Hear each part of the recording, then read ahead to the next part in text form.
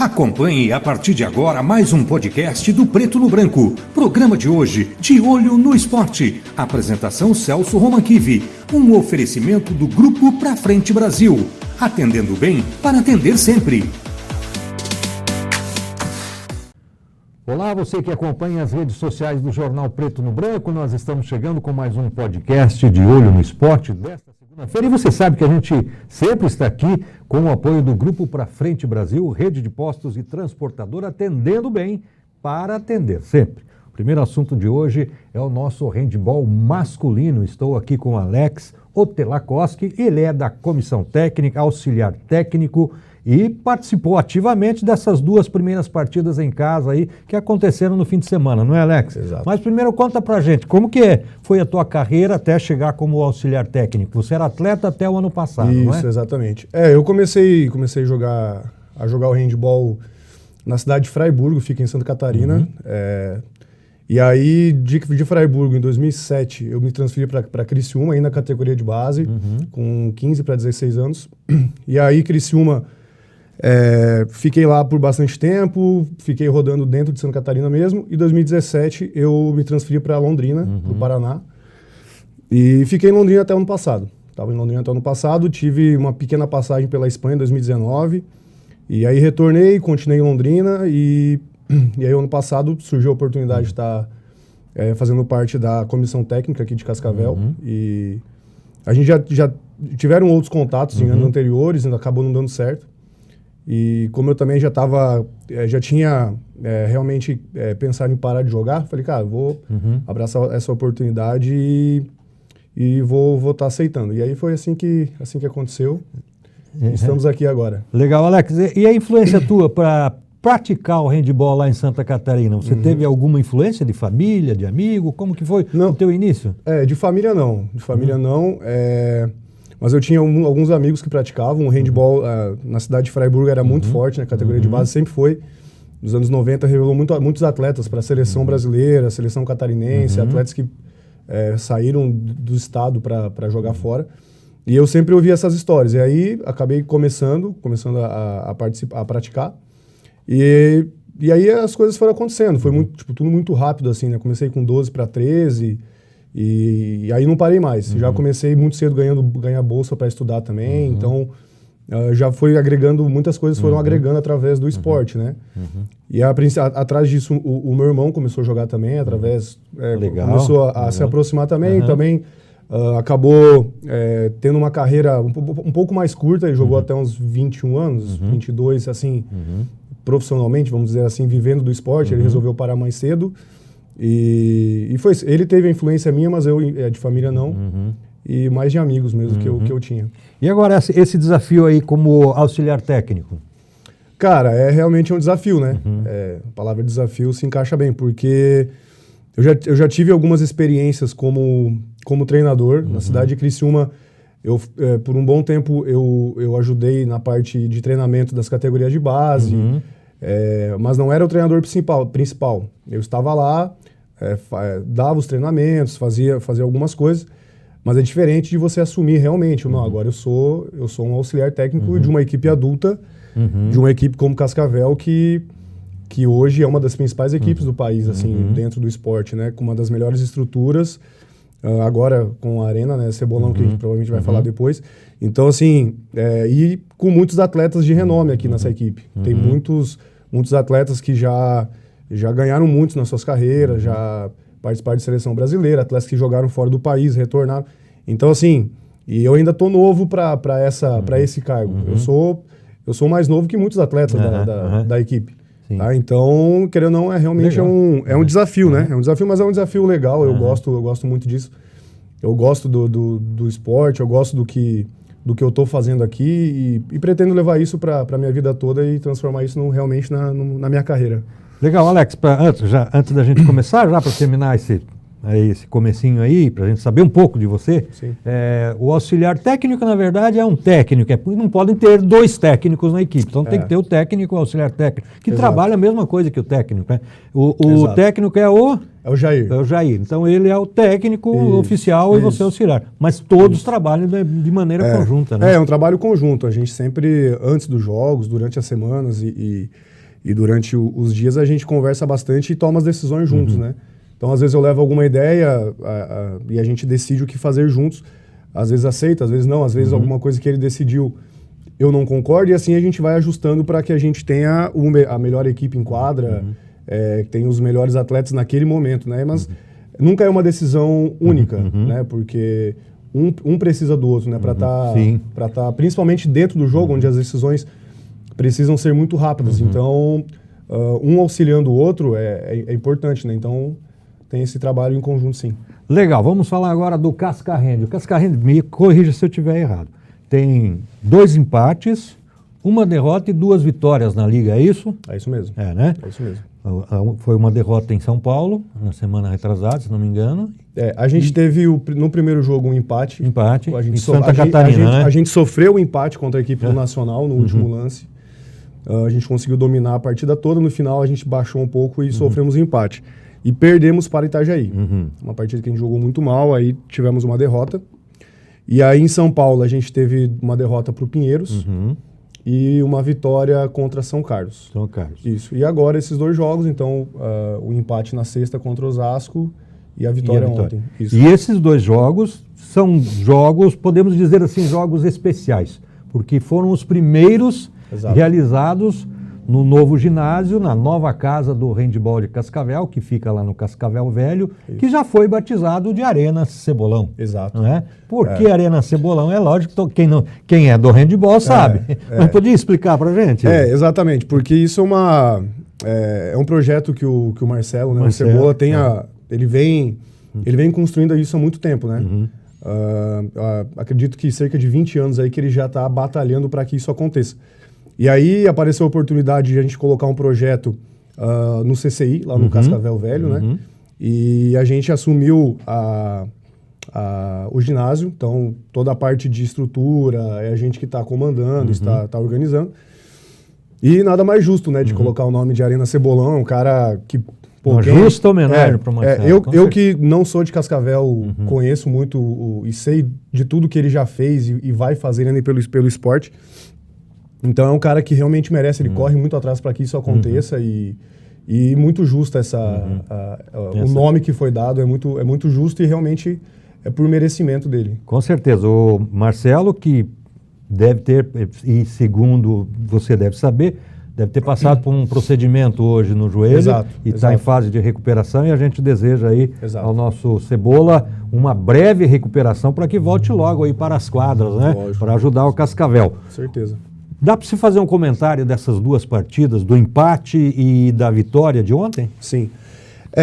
Na sexta-feira contra o Osasco, a nossa ideia era realmente de vitória, né? A gente trabalhou muito para esse jogo, a gente preparou, né, tudo que tinha para preparar especificamente para esse jogo.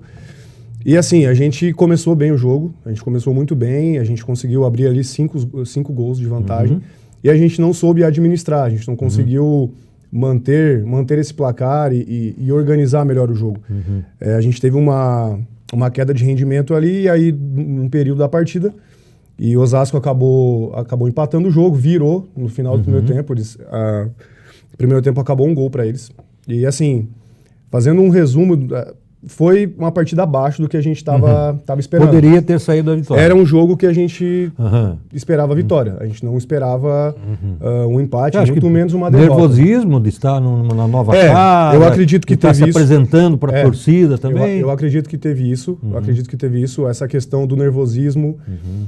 Primeiro jogo na arena, teve um público legal, muita gente foi, compareceu. E é sempre diferente, né? Não é um jogo comum, assim, né?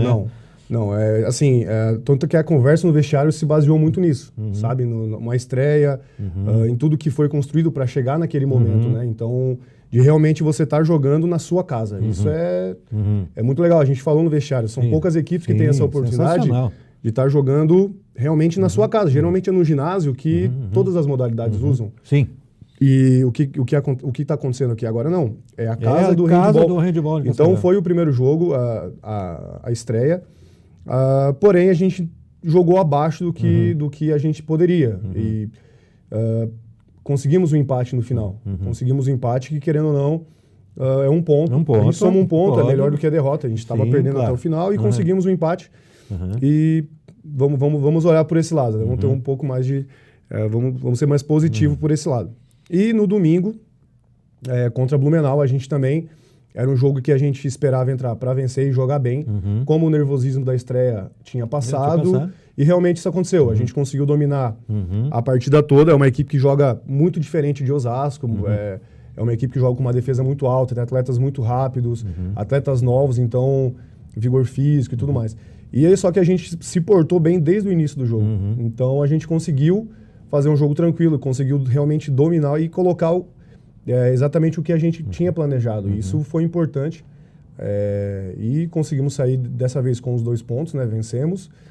E deu tudo certo. Domingo realmente deu tudo certo e foi como a gente queria. Legal, parabéns aí a toda a equipe, né? Todo o elenco do Cascavel, toda a comissão técnica por esses 2 jogos. O empate poderia ter sido uma vitória, mas também, como falou o Alex, estava perdendo, buscou o empate, não deixa de ser um bom resultado. Exato. E domingo a vitória. Agora já tem uma programação para a próxima rodada da Liga Nacional?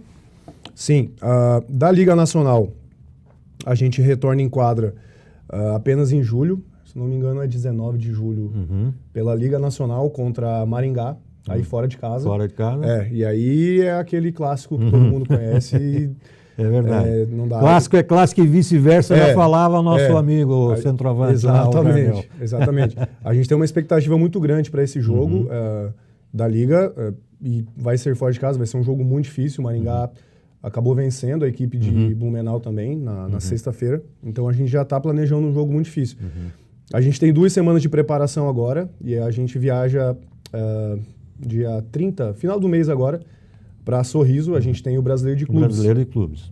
A gente tem o Brasileiro de Clubes lá em Sorriso, onde Cascavel é atual tricampeão. Tricampeão vai em busca do 4º título, né? E a gente vai exatamente com essa... A mentalidade é exatamente essa, trazer o 4º título.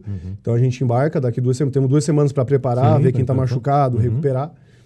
E aí embarcamos para lá. E retornamos, temos uma etapa do Paranaense e depois esse jogo contra Maringá. Pela Liga daí. Isso. E o elenco, Alex, dá para você fazer uma avaliação assim do elenco, das peças que chegaram, das que ficaram?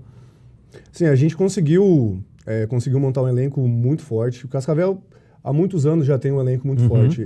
Para esse ano, algumas peças saíram e a gente conseguiu repor a altura. Tá? Então, a gente conseguiu repor peças com uma idade boa também, peças com vigor físico, peças com intensidade que estão bem. E a gente conseguiu fazer isso. Então, o elenco ele está muito forte, ele tem... Dependendo da posição, até 3, até 4 jogadores por posição. Isso é muito importante, porque o handball traz muitas lesões, né? Exato, exata essa pergunta que eu ia te fazer, né? Você está sempre com um atleta machucado ou em tratamento, né? Então tem que ter a peça de reposição. É muito difícil a gente sair de um jogo, sair de uma rodada de Paranaense, de um jogo de liga, Zerado. sem ter alguém machucado. É muito difícil. Então você ter um elenco que... isso para mim e para o Jair, para nós que estamos ali... fazendo essa gerência dos atletas é muito importante, porque você tem da onde tirar, você consegue, machucou tal peça, a gente já tem aqui uma reposição à altura. Legal. Então o elenco está muito forte. A gente é importante ter um elenco, né? Realmente a gente tem um elenco. Então, às vezes, uma peça ou outra não está podendo jogar. A gente sabe que pode contar com outro atleta sem muitas preocupações que o cara vai dar conta do recado. E tá todo mundo bem, a gente está conseguindo treinar bem. Fisicamente, a equipe... Tivemos algumas lesões no início do ano, que a gente não esperava e acabou atrapalhando um pouquinho, mas já se recuperando bem. Quem teve lesão já está recuperado, já está conseguindo jogar novamente. Como você falou antes, a questão do Marcelo, né? Tá fazendo esse tratamento no joelho para a gente conseguir deixar ele pronto aí para o Brasileiro e aí ganhar mais uma peça, mais uma peça para estar rodando ali. Né? Você tocou antes, Alex, ali na participação da torcida. Lá. A gente sabe que não é um local central, que é um local meio afastado, né? Mas mesmo assim o pessoal foi colaborar. É importante a gente falar que essa nova casa do handball de Cascavel fica lá no Cascavel Velho, né, ao lado da UPA, né, Veneza? Do lado da UPA. Do lado da UPA. Então é fácil de achar. É fácil. Você que gosta de handball, nas próximas partidas aí pode chegar lá. A torcida correspondeu ou poderia ter ido mais Não, gente? correspondeu. Foi bem legal. Assim, a gente tem que ver que a gente está num mês que está muito frio. Né? Sexta-feira à noite E no início de processo de levar a torcida, A gente conseguiu uma boa divulgação, porém, era um primeiro jogo, a gente tem que levar em conta uma sexta-feira à noite. Frio. Realmente estava muito frio. Mas foi bem legal, assim. A torcida correspondeu bastante, quem estava lá torceu bastante. E uma coisa legal, a gente está com um projeto lá, que é o Passada para o Futuro, né? Então, a gente está com esse projeto. E assim, muitas crianças desse projeto foram, muitas crianças, eles se reuniram e fizeram uma torcida organizada. Eles entraram no final do jogo junto com a equipe para agradecer a torcida. Eles já se sentem parte desse... Cara, eu acho que esse foi o ponto... Depois eu comecei a analisar a questão do jogo, tudo mais, e esse foi um ponto legal. Essa criançada estar observando, primeira partida de handebol de muitos ali. A maioria provavelmente nunca viu, nem conhecia, está conhecendo agora através do projeto. Então foram, torceram, ajudaram muito e já se sentem parte. Tanto que no domingo a molecada compareceu novamente, levou bateria, foi muito legal. Então, é a interação, né, entre o pequeno e o adulto. E a gente precisa dessas crianças, né? Eles serão o futuro do esporte, né? Do handball ou de outra modalidade. A gente precisa que eles estejam fazendo parte desse processo e se sintam parte, né? É uma região que precisa muito disso. A gente vê que a gente percebeu que eles estavam gostando de estar lá, que os atletas conversavam com eles, cumprimentavam, e eles conversavam com a gente como se já conhecessem há muito tempo. Legal. Foi muito legal. Para mim isso foi muito... Legal. Tem a torcida que realmente sempre comparece, mas essas crianças terem ido foi muito legal. Vamos falar um pouquinho do projeto então, Alex? Você deve estar envolvido lá. É o Passada para o Futuro. Isso. O projeto, né? Como que está? Quantas crianças já estão envolvidas nesse processo? O projeto está bem legal, a gente teve início esse ano, então a demanda ainda ela está começando, as crianças estão começando a entender, a conhecer também, as famílias estão, temos uma outra opção, né? E a gente está bem contente com isso. Há 2 semanas atrás a gente fez um festival lá na Arena Cebolão também, e a gente teve a participação de 100 crianças nesse festival. Então, para um primeiro festival, a gente está com aí 3, 4 meses de projeto. Pô, foi muito legal. Foi um número então, legal. assim, já tem muitas crianças que estão participando, estão realmente gostando e conversam com a gente. Pô, tem as fotos, né, que foram colocadas lá no ginásio. E aí eles olham aquelas fotos pô, eu quero ser... Quando que eu vou jogar naquela equipe? E daí vê o cara na quadra. Exato, quer eles dizer, perguntam. Isso é muito importante. Quando eu vou jogar na equipe de Cascavel? Eu falei, cara, quando você ficar mais velho, se você quiser ser um atleta, aí você explica e você já coloca uma outra perspectiva de vida para uma criança dessa, né? Que eu saí de um projeto assim e através do handball, e muitos atletas que estão na equipe adulta de Cascavel hoje, não vou falar 100%, mas a grande maioria saiu de um projeto e conseguiu estudar e conseguiu conhecer o Brasil, conhecer o mundo. Muitos atletas que estão aqui conheceram o mundo através do esporte. E é isso que a gente tenta passar para essas crianças, que eles têm um outro plano para a vida deles. Eles podem ter, né? Eles podem sonhar com alguma coisa, que às vezes eles não imaginavam isso. Eles têm aonde chegar. Opa, eu posso visualizar aquilo. Legal. Eu acho que esse é o principal ponto. Projeto. Exatamente. O Cebola sempre falou desse projeto, que o sonho dele era fazer isso. Isso. E acho que a gente torce para que continue, que vá muito mais que 100 crianças, né? Quanto mais crianças, melhor. Como que faz para participar? Através da escola? Como que funciona? A gente está sempre... Vai levar a criança lá, por exemplo? Sim, a gente está sempre divulgando através do Instagram, então... o Instagram de Cascavel, ele sempre está colocando muitas informações, tanto em relação aos jogos da equipe adulta, em relação ao projeto. Então, o projeto hoje, ele está rodando lá no CCI. Então, os pais que tiverem interesse podem ir até o CCI, falar com a coordenadora, ela vai explicar, ou até mesmo entrar em contato pelo Instagram do Handball Cascavel, eles vão estar orientando, tá? Que a gente tem esse polo no CCI, temos um polo na escola Pacaembu também, e numa outra escola que a gente ainda não está definido, mas vai começar em breve. Legal, serão 3 polos aí. Então pode estar entrando em contato pelo Instagram, ou indo direto no CCI, ele é aberto, o projeto é aberto ao público, a todas as crianças, não é específico para um grupo de crianças, ou é só quem vai no CCI, não. A criança pode estar participando tranquilamente, é só realmente querendo participar, a gente vai estar acolhendo. Então, crianças aí de 6 até 15, 16 anos, a gente está... 6 até 15 anos. Exato, a gente tem os horários, legal. a gente tem a divisão e a gente vai encaixar. Estuda, faz um outro horário, e é importante que estude também, não é? Não, se não estiver estudando, não participa. Tá certo, é isso aí mesmo. Esse eu acho que é o principal, é uma coisa que a gente conversa bastante. É um requisito, né? Um requisito. A gente conversa bastante com as crianças, né? Sobre o porquê eles estão ali, né? Então, a gente sempre tenta estar conversando e orientando, né? A questão da escola, o CCI tem um apoio muito importante para eles lá, com várias modalidades também. Então, é um lugar que eles se sentem bem, eles gostam de ficar lá. Então, o handball só chegou para acrescentar mais uma modalidade, e para somar, para as crianças terem mais uma outra opção, né, de esporte. Jogo oficial em casa agora, não, por enquanto, não tem. Não, nesse mês de agora só junho, preparação julho, mesmo. Exatamente. Quem quiser ir lá acompanhar os treinamentos, pode ir, né? Tá à livre, noite? é liberado, sim. Liberado. A gente, os nossos treinos, eles estão acontecendo segunda, quarta e quinta, das 20 horas às 22. E é liberado ao público, quem quiser conhecer a modalidade, conhecer os atletas. Nesses 3 dias da semana a gente está lá, faça chuva, faça sol, frio. Essas últimas semanas foram de muito frio, a gente estava lá. E não tem uma outra forma de conseguir chegar onde a gente quer chegar no final do ano, né? Se não treinando. Exatamente.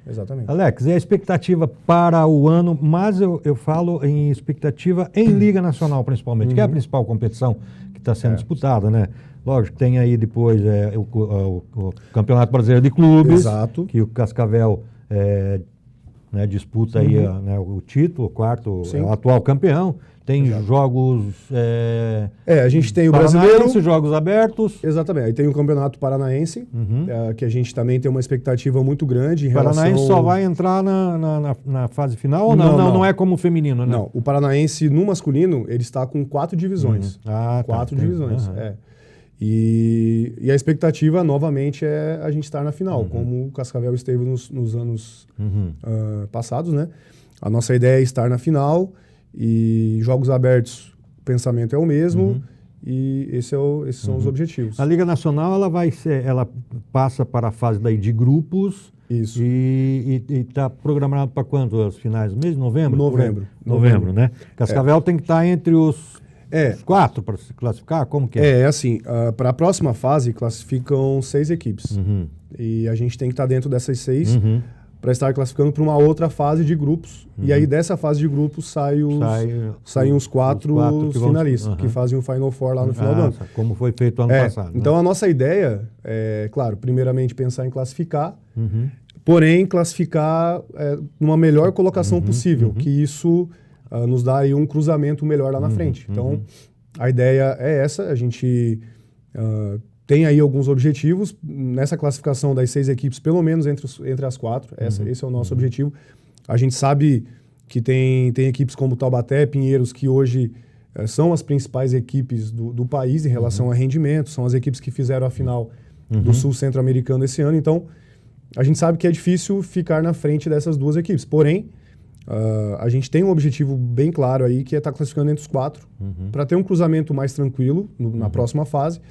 E aí sim conseguir chegar no Final Four, que esse é o nosso objetivo. E daí, então, os 4 lá, tudo pode acontecer. Aí, exatamente. Né? Aí, tudo pode acontecer. Tudo pode acontecer. Se chegaram as 4, são as 4 melhores equipes do país que estão disputando o título. Exato. Alex, eu quero agradecer aí a tua gentileza, né, mais uma vez, de ter vindo aí, falar um pouquinho sobre você, falar um pouquinho sobre o nosso Cebolão, né, e também sobre a equipe do Cascavel, Cascarrende, que vai treinar agora e vai muito bem, obrigado. Se recuperou nesse fim de semana, nas primeiras partidas disputadas aqui na nossa arena, e a gente torce para que só sucesso até o fim do ano. Certo. Não, eu que agradeço o convite de estar podendo falar um pouquinho de como, né, da minha vida, tanto como eu comecei, e também falar do time, da equipe e do que a gente pretende para esse ano, falar sobre o projeto que é muito importante, que é uma dos nossos carros-chefes, assim, né?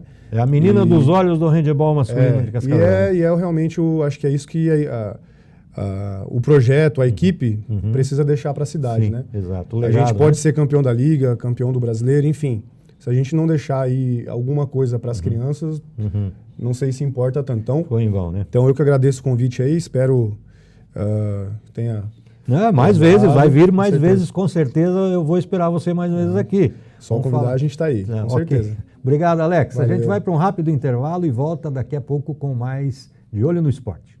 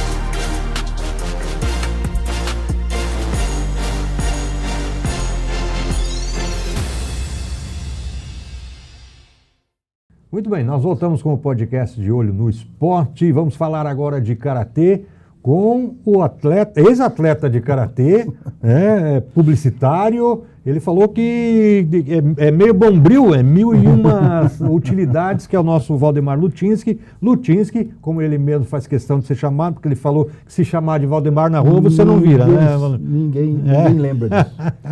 E ele esteve envolvido, né, o Lutinski aqui, e você é da Confederação Brasileira, vice-presidente da Confederação Brasileira de Karatê Interestilos. Exato. E da Paranaense... Eu cuido da comunicação. Assessor de comunicação Paranaense. da Federação Paranaense de Karatê, que realizou em Cascavel, no fim de semana, a terceira etapa do Paranaense de Karatê. Conta pra gente como que foi a participação, como que foi o evento de uma maneira geral, Lutinski? Nossa, foi emocionante pelo seguinte, num frio que estava no sábado, 7 horas da manhã, tinha quase 700 atletas de kimono dentro da quadra. Legal, né? É algo Isso já demonstra o sensacional. sucesso né? Sem contar também com a grande quantidade de árbitros, né? Tinham atletas de 40 municípios, né? São 26 associações de 40 municípios diferentes, e disputando essa fase do Paranaense. Desculpa. Não tem problema. Continua. Desculpa. Na verdade, eu não consigo fazer uma coisa só, né? Eu sou publicitário de formação, mas sou design gráfico por paixão, né? Gosto muito disso. E o karatê é a paixão da família toda. Nós temos uma academia já há 28 anos aqui em Cascavel. É aqui em Cascavel, Sim, olha só, já é tradicional e já deve ter formado dezenas e centenas de atletas, não é? Com certeza. Nós formamos já 14 faixas pretas, todos com curso superior. Né? Nós incentivamos essa questão do estudo, do preparo, como cidadão, né? Não adianta só saber lutar, né? Não. E é uma academia muito tradicional, foi inaugurada pelo saudoso Rancherios Watanabe. O nome da academia? Fala pra... Shirokami. É ali no bairro São Cristóvão. Bairro São Cristóvão, Sim. Academia Shirokami. E mais de 28 anos que você falou? Mais de 28 anos. Olha só. Hoje eu sou 7º dan de Karatê. Para quem não conhece, né, a graduação do Karatê, cada dan é uma faixa, né, a mais, né? Como se fosse uma faixa preta a mais. Você chega na faixa preta, daí faixa preta primeiro dan, segundo dan. Terceiro, né? Eu sou 7º dan, minha esposa é 6º dan e meu filho mais novo é 3º. Então é uma família de karatecas. Dedicadas ao estudo Legal. e ao ensino de Karatê já. Eu e minha esposa há cerca de 35 anos e academia ali com 28 anos já. O teu filho dá aulas lá também? Sim, já também. é professor? Sim. Se formou e agora já é professor. Exato. O meu filho é formado em programação e análise de sistemas, mas a paixão dele também é karatê. Ele é atleta. Né? Eu deixei de ser há muito tempo, porque eu assumi o meu primeiro cargo na Confederação Brasileira, por estatuto eu não posso mais competir. E eu sempre sigo as regras. Né? Tá certo. Me diga uma coisa, e o Karatê Interestilos, explica pra gente como que é, o que funciona essa categoria do Karatê, pode-se dizer assim, né? Na verdade, o que acontece? A Interestilos foi uma grande sacada, uma grande ideia do presidente da Confederação Brasileira, o professor Oswaldo Messias de Oliveira. Por exemplo, o Saci Oswaldo também foi o fundador, o criador, ele fundou a Confederação Mundial de Karatê Interestilos. Hoje é o sistema de Karatê que mais cresce no mundo. Por quê? Ela não premia um estilo só, ela junta todos. Porque o Karatê não é só um estilo. Não, existem muitos. Por exemplo, o estilo Goju que eu pratico, ele tem mais de 22 linhagens. O estilo Shotokan também tem muitas linhagens e assim por diante. Fora os estilos, tem as linhagens. A Interestilos, ela agloba todos, só que ela não tem a pretensão de colocar cabresto em ninguém. Todos são livres para continuar a sua linhagem e competem juntos nos meus eventos. E ali, na hora da competição? A competição de funciona? kata é separada por estilo. Sempre daí, né? ele vai mostrar seria uma luta fictícia. Exatamente. A sua compreensão, inclusive, é cativante. Eu fico muito feliz de conversar com alguém que tenha essa visão, que o kata, na verdade, todos os movimentos de kata são movimentos de luta. Né? Todos eles são úteis para a luta. Né? Nenhum movimento é feito... artisticamente, no caso. Todo ele é prático. Era uma forma de transmissão de conhecimento do passado. E hoje ele tem o status de arte. Né? E aí, então, as competições de kata são separadas por estilo e as competições de comitê são feitas todos juntos. No karatê esportivo é feito em um ginásio e o karatê, no caso de São Paulo, por exemplo, que são os maiores eventos, o karatê de contato é feito no ginásio separado. Entendi. Porque as regras são muito diferentes. Mas mesmo assim, a Interestilos não interfere na regra Entendi. de contato. Nós tivemos um evento agora no mês de maio. Só uma pergunta. Por exemplo, você falou ali que existem várias linhagens. Sim. E eu vou lutar com outro atleta. Eu posso usar qualquer estilo que eu saiba que tenha mais conhecimento? Na questão da luta... Não tem que ser definido. Na não questão é pré-definido. da luta, cada um tem seu estilo de luta. E existe uma regra por escrito que todos conhecem. Então, essa regra, são feitos treinamentos periódicos de arbitragem. Inclusive, o Paraná hoje tem alguns dos melhores árbitros do país. É uma tradição do estado do Paraná a formação de grandes árbitros. O diretor, o coordenador de arbitragem da Confederação Brasileira é um paranaense. Legal, ali de Curitiba. Bom, isso aí que também mostra a competência, né? Que também é diretor de árbitros da Confederação Mundial. Olha aí, que bom. Então, o Paraná serve o país e até o mundo. em campeonatos mundiais com grandes árbitros, né? Então, um adversário, se ele quiser colocar um estilo ou outro, não, quer dizer, cada um luta do jeito que sabe. Na luta não tem uma grande diferença. Ela se complementa, é algo... Por isso que o árbitro tem que estar ligado, Exatamente. porque ele tem que conhecer todos os estilos, tem que saber o que você está usando e o que eu estou usando, se é válido ou não, no caso. Existem os golpes válidos e os golpes que são faltas. Né? Sim. E isso tudo está por escrito para ser claro.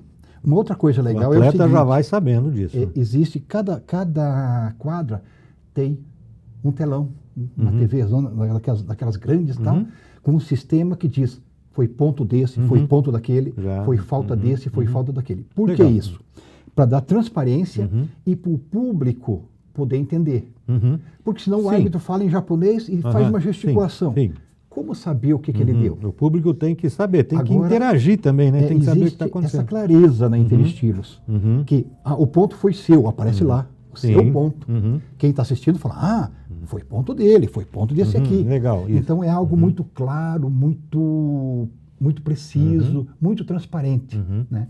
E isso gera uma confiança muito grande. Claro, lógico. No sistema. No sistema e nos atletas, né? Sim. Quando vão competir. E a competição aqui em Cascavel? Você falou que 700 atletas... Quase 700. Foram lutas... 687 atletas. Foram lutas à vontade o dia inteiro. Nossa, outra questão... Dentro daquilo que estava esperado? Sim. O que acontece? A questão da organização dentro da Interestilos também, existe um sistema chamado padrão CBKI.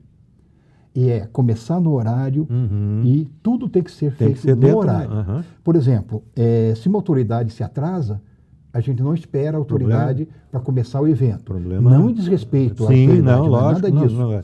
Em respeito Eu acho que- àquele atleta que está ali. Eu sou muito certinho com o horário. Eu acho também. até que quem se atrasa é que tem que pedir desculpa. Não quem está no horário então, certo, né? A abertura, as solenidades, Aham. elas têm o tempo Sim, muito lógico. cronometrado. Aham, tem que ser. E é Por feito respeito a todo mundo, um né? planejamento de como o campeonato vai funcionar. Lógico.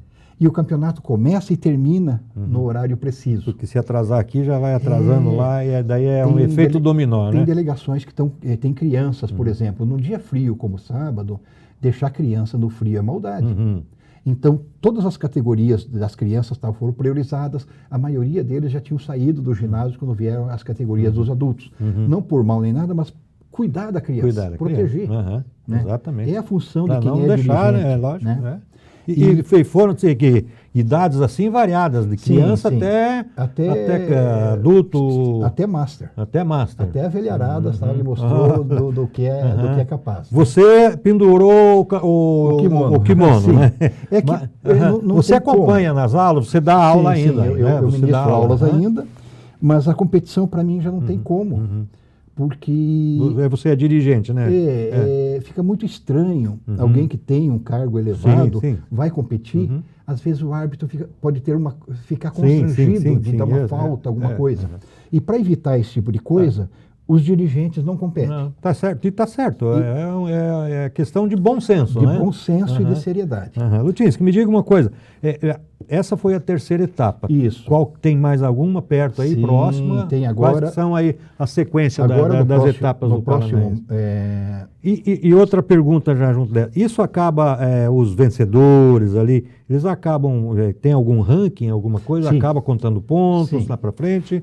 a próxima fase agora no dia 22 de agosto, na cidade de Assis. Assiste a Teobriano. No sábado à noite, quando terminou o campeonato, parte da diretoria da Federação Paranaense, nós já saímos para jantar e já começamos a planejar o próximo O evento. próximo evento. Legal. Uma grande parte desse planejamento já está pronto desde o final do ano passado. Olha aí, isso Agora nós organização. estamos acertando os detalhes. Nos ser eventos brasileiros é tudo feito assim também. Nós começamos a trabalhar o evento cerca de um ano antes. Antecipa, né? Porque daí quem vai participar Exato. já se prepara para o ano que vem, né? Tudo é cuidado, tudo é levado com muito profissionalismo. Né? Logo em seguida, de 11 a 14 de setembro, vai ter o Campeonato Brasileiro. O Campeonato Brasileiro está prometendo 3.500 atletas. Olha só. Vai ser em Vai ser no Mauro Pinheiro, em São Paulo. Em São Paulo. Sim. Nós lotamos o Mauro Pinheiro. Mais de 3 mil atletas, hein? 3.500. 3.500, né? Não nós é 3 mil, você Não. contar quase 4 mil, então vamos pôr assim, né? É que nós já fizemos agora, em maio, o Troféu Brasil com 3.300 atletas. E ali existe uma coisa seguinte, cada evento você tem que melhorar e estão vindo mais entidades do país todos para Interestilos. Ela está agregando cada vez mais e mais entidades. Então não tem como não ter campeonatos maiores. Só vai crescendo, né? Só vai crescendo. De Cascavel, quantos atletas que participaram aí no fim de semana e devem participar do próximo? eu vou- Porque não é só a tua academia. né? Não. Tem grandes professores aqui, tem grandes academias. Por exemplo, o professor Osmildo, ali do comercial, é um professor antigo, sétimo Dan, um professor seríssimo, tem o professor Neuri, tem a professora Fantiani, sabe? São professores muito bons, né? Com academias muito boas, né? Que fazem um trabalho legal. Que fazem um trabalho sério, um trabalho dedicado, né? Então, tem o pessoal da Murcha Shugyo também, que tem uma piazadinha muito boa lá. Tem alguns meninos. Tem um menino, inclusive, que é meu aluno na faculdade, do curso de Design Gráfico. É bem legal, a gente convive na faculdade, convivemos nos eventos. Legal, é isso aí. E então, a Sansei Fatiani faz um trabalho incrível também, ela tem alunos muito bons. O professor Osmildo é um professor fora de série. Cascavel é um grande celeiro. Está bem servido grandes lutadores. de mestres e de lutadores. Sim. Não faz parte da Interestilos, mas tem o professor Geraldo Zonta, por exemplo, o professor Hiroshi, são professores fantásticos de Karatê também. Né? Eles ensinam Karatê Goju, mas são lendas. Que bom. E a gente sente muito orgulho do Karatê cascavelense. Que bom. Lutinski, me diga uma coisa, como eu perguntei ali, essas competições contam pontos para algum ranking paranaense para dar lá no fim do ano ter uma grande final, ou conta ponto para participação de brasileiro, mundial, alguma coisa assim? Cada etapa conta pontos para a associação e daí a etapa final é que fecha isso, né? Para os atletas existe ranqueamento, para os árbitros também. Também, faz parte inclusive o árbitro, existe uma escada que ele vai subindo. Ele é árbitro, ele é auxiliar, ele é principal, ele é o árbitro fiscal, são estágios, chefe de quadro, e assim foi indo, né? Ele vai crescendo no status da arbitragem. Dentro da arbitragem. Mas isso é fruto da participação e do desempenho. Uma outra coisa na Interestilos... Quizá o futebol fosse organizado assim com arbitragem, né? Ia ser legal. Ia ser bom, né? Uma coisa que você vai gostar de saber, então. Na Interestilos, o árbitro é punido. O mau árbitro, ou o árbitro relapso, que não estuda, que fez alguma besteira muito grande, ele responde por isso e existe uma punição para o árbitro. Ele perde graduação, tal, e em alguns casos mais sérios, ele é até afastado da arbitragem. Por quê? O atleta em primeiro lugar, sempre. Existem erros, sim, os erros humanos. Porque o árbitro começa a trabalhar, por exemplo, às 8 da manhã. Às 5h30, 6 horas da tarde, ele está muito cansado. Então, pode acontecer um erro humano. Isso, mas aí existe uma comissão de arbitragem que avalia isso. Se esse erro foi humano ou qual foi. Proposital. Né? Exato. Então, tudo isso é visto, tudo isso é pesado. Existe uma comissão que acompanha o evento todo. Por quê? A nossa ideia é que seja o mais transparente, o mais correto possível. Uma outra coisa muito boa que tem na Interestilos é o seguinte: o presidente da Confederação Brasileira não interfere na arbitragem de um evento, por exemplo. Existe uma comissão separada. O presidente ele pode ter a opinião dele, mas ele não interfere, fala, muda aquele árbitro, faz isso, faz aquilo. Não, ele não faz isso. É algo sagrado, são como se fosse executivo e legislativo. São coisas separadas, mas é muito respeitado isso. Por quê? A força do dirigente não vai pesar sobre o árbitro. E nem ele vai se sentir pressionado de alguma forma. A competição ser justa. E essa medalha aqui, Lutinski? Essa medalha foi uma das medalhas aqui do campeonato da terceira fase do Paranaense, né? Nosso estúdio desenha todas essas premiações, inclusive nós desenhamos todas as premiações do Karatê Interestilos a nível CBKI do país. Legal. Né? Como eu te falei, são de 14 a 16 eventos por ano. Que é feito pela Confederação Brasileira. E cada medalha tem um desenho diferente, tem uma conotação diferente. Todas elas, não existe duas iguais. E é tudo feito por você aqui com a tua galera. Isso. Olha só que legal. Começou o seguinte, eu era competidor, eu fui campeão brasileiro e me deram uma medalha desse tamanho, mas não era CBKI ainda. Uma medalhinha desse tamanho, pequenininha. Olha o seu mão desse tamanho, com uma medalhinha desse tamanho. Parece um escrito honra ao mérito, e do outro lado a categoria estava colada com uma fitinha adesiva. E eu olhei para baixo e pensei, cara, eu apanhei tanto por isso. Aí eu pensei, o dia que eu puder fazer, eu vou fazer melhor. E Deus ouviu. Já dá para me levou para a Confederação Brasileira e lá eles me permitiram cuidar desses projetos.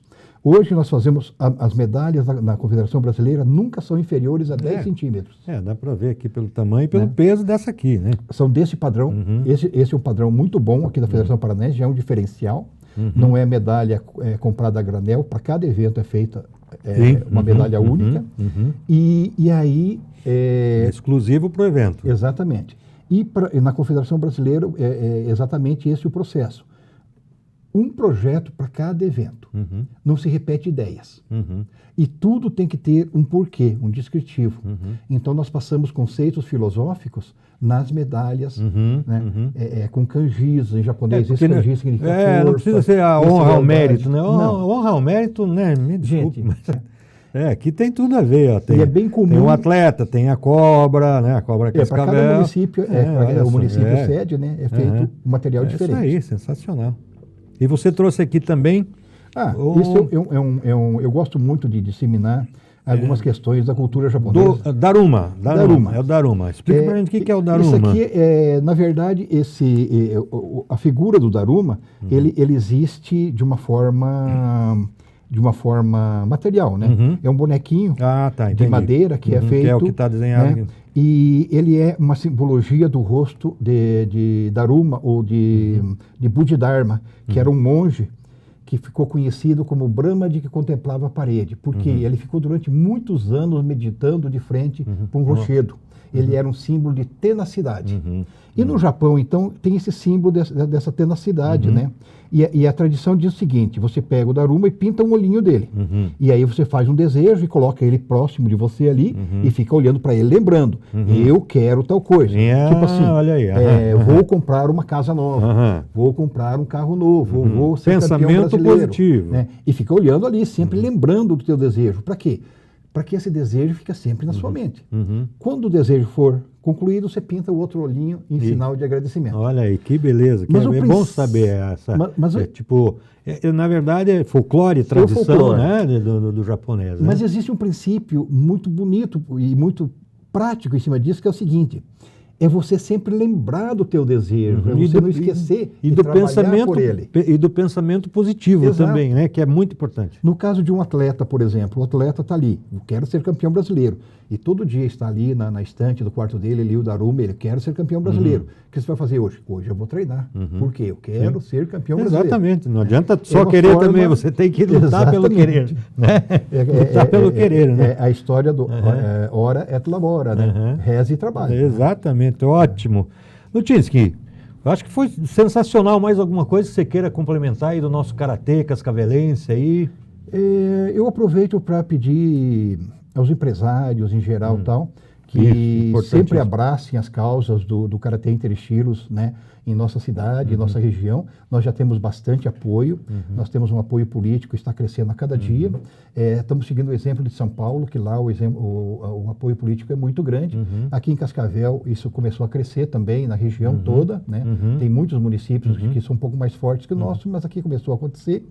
E sempre os pais que vão matricular o filho numa academia, procura pesquisar quem é esse professor, qual é a formação dele, quem é quem na hora do dia. Que é importante. Né? Ele vai ser, uma segunda casa da criança. Uma segunda casa. É muito legal, por exemplo, eu sou padrinho de casamento de alunos, eu sou padrinho de batizado de alunos, é muito bacana isso, né? de filhos de alunos. Sim, claro, lógico. Já é outra geração e a gente está ali. Sim, porque acaba se tornando uma família, né? Sim. Lutinski, mais alguma coisa que você queira complementar aí desse nosso bate-papo, dessa tua aula de karatê interestilos aí?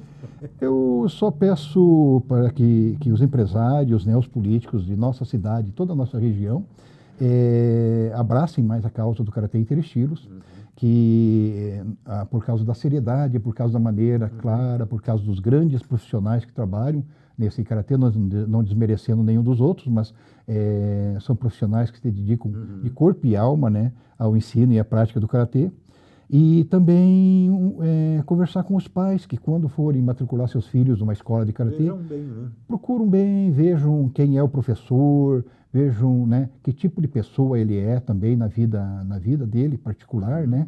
Porque professores de karatê são grandes, têm um poder de influência muito grande sobre crianças, adolescentes e até adultos. Principalmente porque trabalha com criança que está aprendendo a enxergar alguma coisa do mundo, né? O slogan da nossa academia, por exemplo, é formando campeões e preparando para a vida. Por que isso? Porque não basta formar um campeão, ensinar ele a dar socos e chutes. Você tem que formar ele para ser um grande cidadão. Para ser uma pessoa assim, sabe, digno de nota. Como eu te falei, todos os nossos faixas pretas, com exceção de um, mas ele é um grande pai de família, né? É um empresário, um pai de família, mas todos os outros têm curso superior. Isso me causa muito orgulho. Não é os títulos que eles ganharam, os profissionais que eles se tornaram na vida. Isso é muito importante. Cidadão em primeiro lugar. Você, às vezes, pode até sair um atleta que vai disputar uma Olimpíada ou um Mundial, mas o importante é que ele se torne um cidadão. Você levantou um gancho, se você tiver mais 30 segundos, eu queria levantar. Pode falar. Gente, isso é um alerta. Não existe karatê olímpico. Foi feita uma apresentação na Olimpíada do Japão, por quê? Era no Japão, certo? Mas não existe karatê olímpico. Se não precisam acreditar em mim, vejam o cronograma das próximas Olimpíadas, não tem karatê lá e não vai ter por muito tempo, certo? Se alguém diz, nós somos olímpicos, alguma coisa tem. Algo está errado, eu ouso dizer que está faltando com a verdade. Se, né, provarem que existe, eu venho aqui novamente e digo, olha, existe karatê olímpico, mas não tem. Não tem. Porque, não tem. Assim, na verdade, a Olimpíada, em cada sede ou cada país sede, como aconteceu até no Brasil, no Brasil foi o futsal, né? Pois que é. teve como um esporte de apresentação. Né? O cara- Foi apresentado, mas não se tornou. A diferença a diferença política do judô, por exemplo, com o karatê, é que existe só um judô. Não tem judô de estilos diferentes, Sim, né? sim, Judô. é só judô. No karatê não, são muitos estilos e muitas cabeças e muitas confederações. É muito difícil você criar algo que englobe todo esse povo. Uniformizar a coisa. A né? coisa mais perto que existe disso hoje é o karatê interestilos, que consegue juntar mais gente, né, E mais estilos. e mais Porque estilos o nome já diz tudo. em uma única regra. Aham. Outra coisa, o diferencial dessa regra é o seguinte: não existe, é muito raro nos campeonatos, por exemplo, de 3.300 atletas, não existe sangue. Não existe nariz estourado, braço quebrado, gente com... sabe? Não tem. É muito raro acontecer esse tipo de acidente. É muito raro. Quando acontece é um Não, acidente, acontece né? é um acidente.